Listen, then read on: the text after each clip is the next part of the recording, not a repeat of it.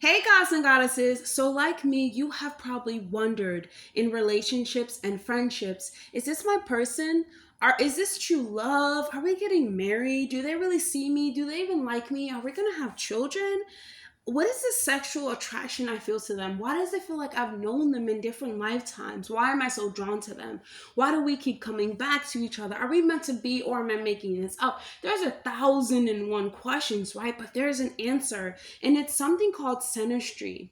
And like me also, I know that you have searched up their zodiac sign and you probably went in deep with that, but that is just a little part of the story. It's probably the smallest part of the story. The real truth is hidden in the synastry chart, and that's what we compare birth charts to see how energies connect and interact with each other. In this video, I'm going to show you how to read the signs of true love, real love, faded love, and also love of red flags, the green flags, and maybe even relationships that teaches us lessons about ourselves.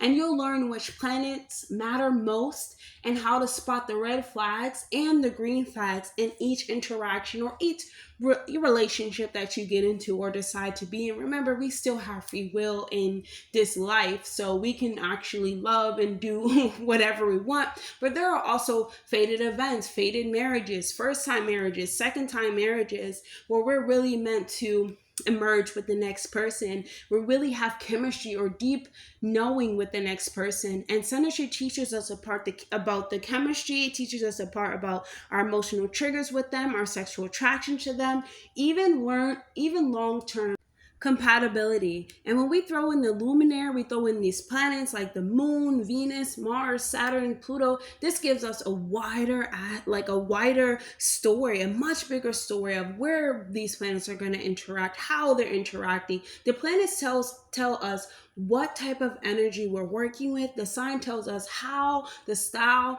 and the energy that's showing up, and the houses show us which part of life that is going to be affected, or we will meet them. So I want to get into the favorable aspects that we have when we're talking about synastry. And let's talk about aspects by sign, because that's the one that it's a beginner like, and you can easily read it like this. So conjunction is a favorable one. This is when two signs are in the same sign. So example would be if your Venus is in Leo and their Mars is in Leo, that makes a perfect intense, well, let's not say perfect, nothing's perfect, right? But the interaction is intense, it's unified, it's strong, it's overwhelming, it's feisty, it's fired up. There's so much emotional and sexual attraction here. And even when it comes to like compatibility, it can be overwhelming, but they don't stay out of the bedroom. And then when we talk about sextile, this means that the signs are two apart. So let's say your Venus is in Cancer, their Mars is in Virgo. These two coming together would be harmonious in some type of way. It would be easy flowing. It can be a mutual understanding. There can be supportive energy going on. And a trine, which is my favorite, and I think you will agree when you learn how to read your chart and your partner's chart. So this means that this is the same element. So it can be fire, meaning that they're 4 signs apart, right?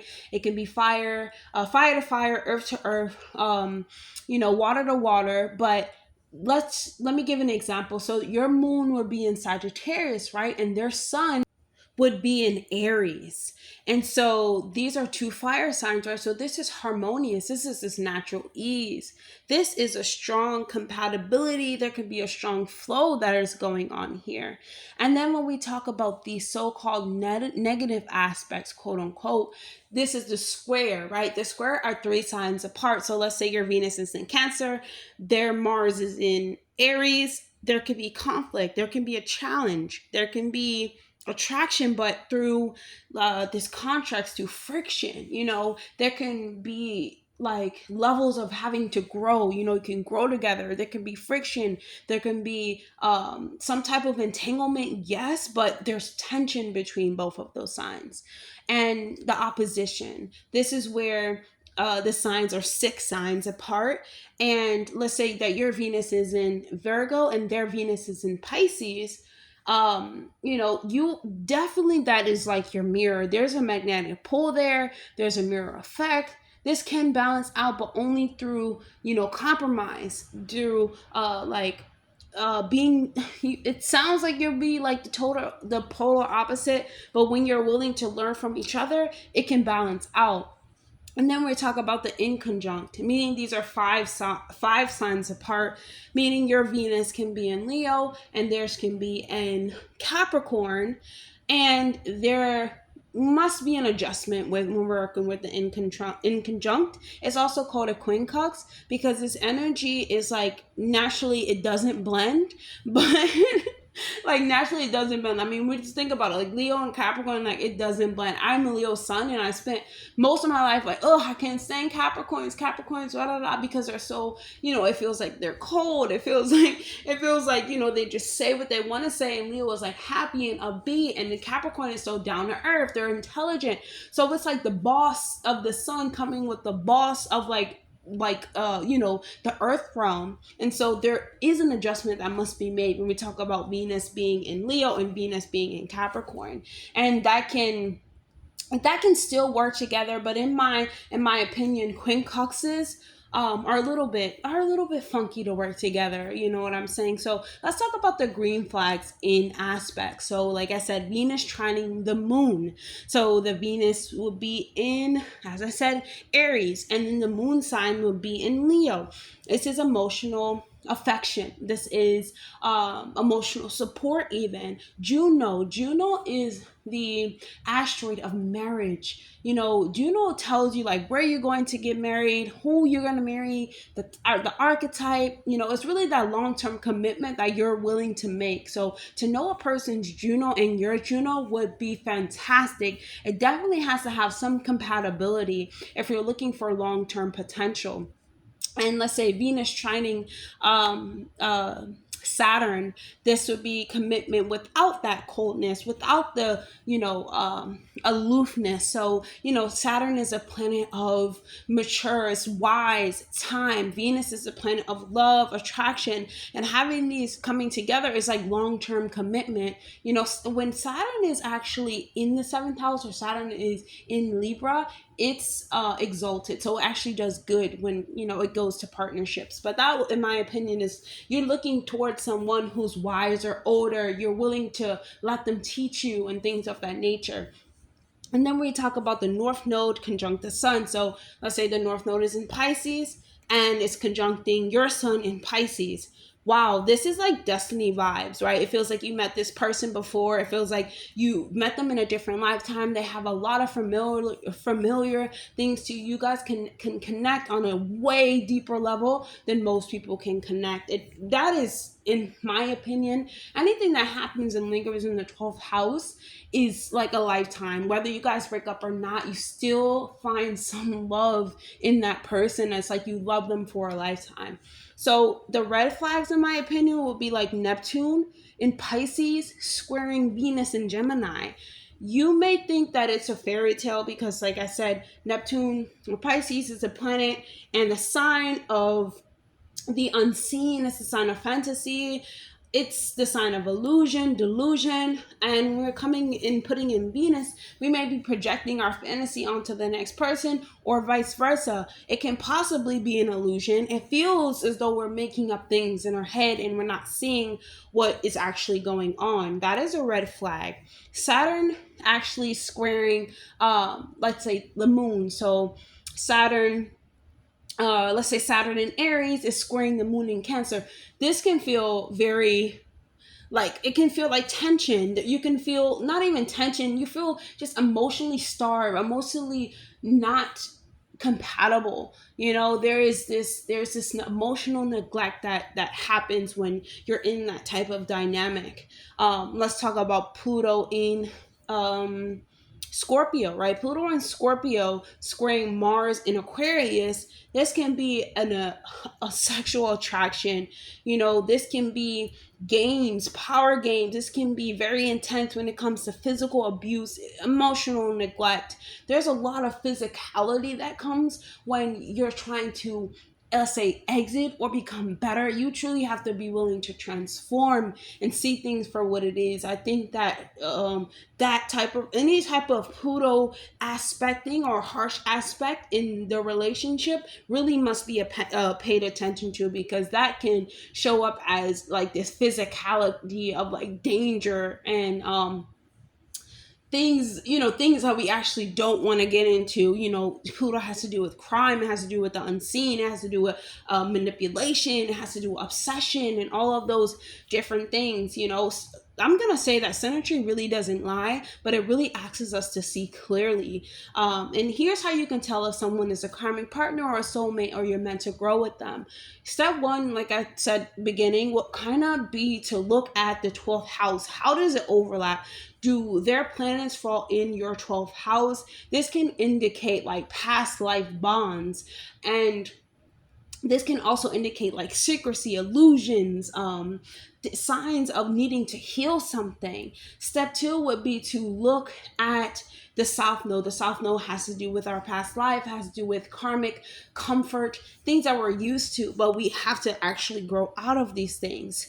Or we can look at Pluto aspects, as I said, making these aspects to personal planets like the Sun, Moon, and Venus and Mars. And Pluto, like I said, there's a soul contract with Pluto, but it's going to involve some type of pain. It's going to involve power plays. It's going to involve a rebirth in that type of dynamic. And you really need to ask yourself: does this person awaken parts of me? Do I feel triggered when I'm around this person? Do they trigger wounds that I can't seem to heal?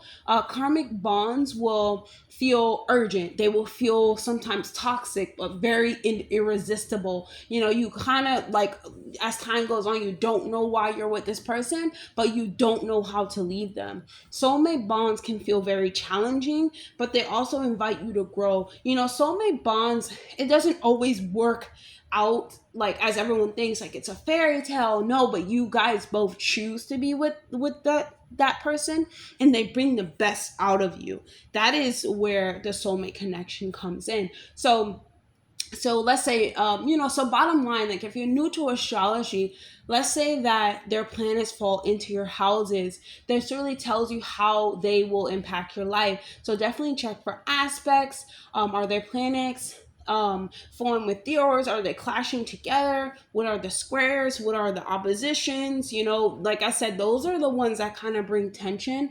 And then trine and sextiles bring harmony. But most of all, notice how you feel. You have free will in this life. You have an intuition, and the chart can confirm it, but your body kind of already knows the type of love this is. Synastry can tell us how someone is capable of loving you.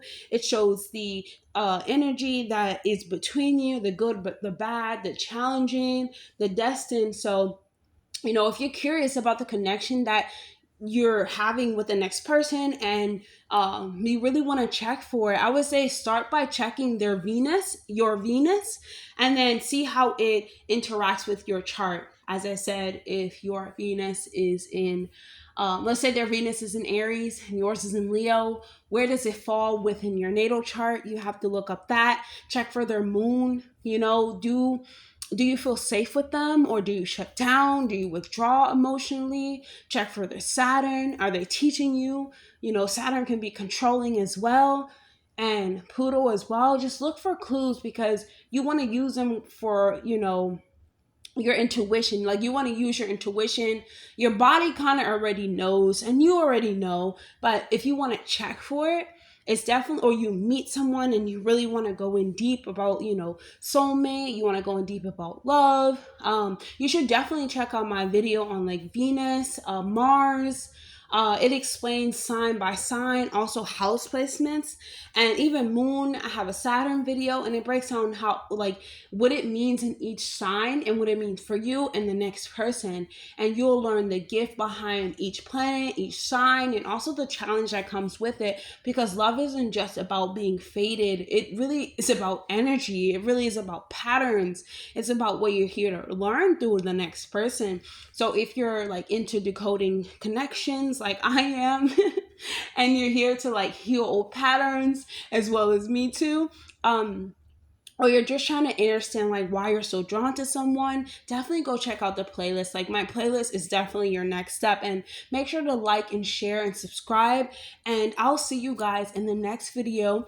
And also share this video with someone who may find it helpful. Definitely do your own research, of course, but Synastry is the way to go. And I would say just in Synastry, start off by looking at your chart and looking at their chart. Where does their smart, what is their Mars? What is your Mars? What is their Venus? What is your Venus? And start by there and decode slowly. But you definitely have to jump into it and break it down for yourself and make it make sense. And my videos can definitely help you do that. So anyways, don't forget to like, comment, and subscribe. If you're new here, my name is Fairy Goddess Cody. Hey, how you doing? Nice to meet you. I'm so happy that you're here. And as I said, like me, if you constantly are into astrology, if you're looking at signs when you meet someone, I'm like, you can't even be in my space, my friend, without me running down the lines. Oh my God, you don't know your big three? We have a problem. Let me pull up your chart right now. But I mean, honestly, if you feel so drawn to someone, you definitely have to look at why these things are happening. So if you're interested in astrology like me, definitely don't forget to, like and subscribe, but stay around and I'll teach you all that I know. So I'll see you guys in the next video. Bye.